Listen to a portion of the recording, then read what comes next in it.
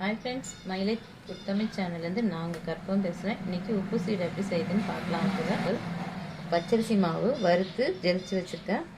உளுந்த மாவு உளுத்தம்பருப்பை வறுத்து மிக்சியில் போட்டு பொடி பண்ணி வச்சுருக்கேன். இந்த கப்பில் தான் இந்த மாவு எடுத்தேன். 5 கப்பு அரிசி மாவு, 1/2 ஸ்பூன் நெய், 1/2 ஸ்பூன் பெருங்காயம், 1/2 ஸ்பூன் சீரகம், தேவையான அளவு உப்பு, இது பொரிச்சு எடுக்கிறதுக்கு எண்ணெய். இப்போ எப்படி செய்யுதுன்னு பார்க்கலாம்.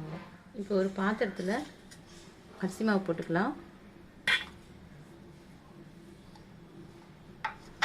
உளுந்து மாவையும் போட்டுக்கலாம்.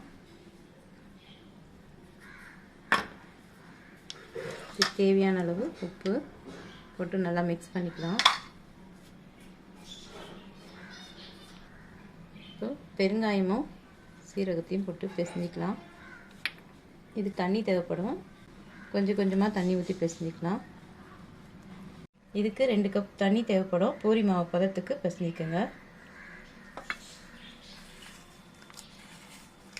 இந்த மாதிரி பிசைஞ்சாச்சு. இப்போ நெய்யை அதில் ஊற்றி நல்லா பிசைஞ்சிக்கலாம்.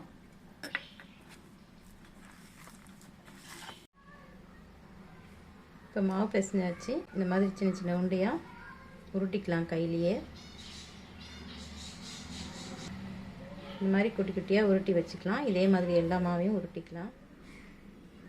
இந்த மாதிரி உருண்டையாக உருட்டி எடுத்தாச்சு. இது எண்ணெயில் போட்டு வறுத்து எடுத்துக்கலாம். இப்போ ஸ்டவ் ஆன் பண்ணி கடாய் வச்சுக்கலாம்.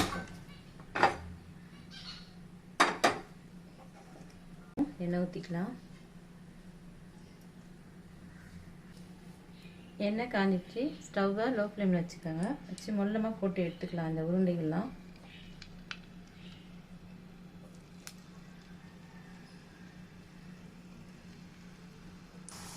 மொல்லமாக இப்படி திருப்பி விட்டுக்கோங்க சவுக்கிற வரைக்கும். இது சவுந்துடுச்சு, எடுத்துடலாம். இதே மாதிரி எல்லா உண்டையும் பொரிச்சு எடுத்துக்கலாம்.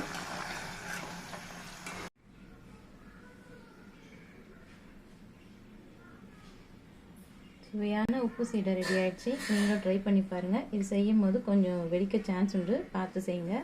வீடியோ பிடிச்சிருந்தா லைக் பண்ணுங்கள், ஷேர் பண்ணுங்கள், கமெண்ட் பண்ணுங்கள். நம்ம சேனலை சப்ஸ்கிரைப் பண்ணுங்கள்.